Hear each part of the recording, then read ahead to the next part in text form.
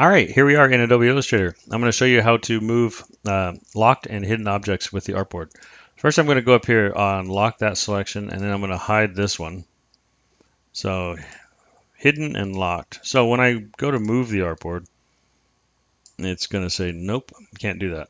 Or, you can, but you're not going to bring the artwork with you. So it stays over here. So bummer. So what we do in this scenario is I'm going to undo that, and we go up here. We're going to go to settings. We're going to go to selection and anchor display. I do believe in older versions it used to be in general, so check both.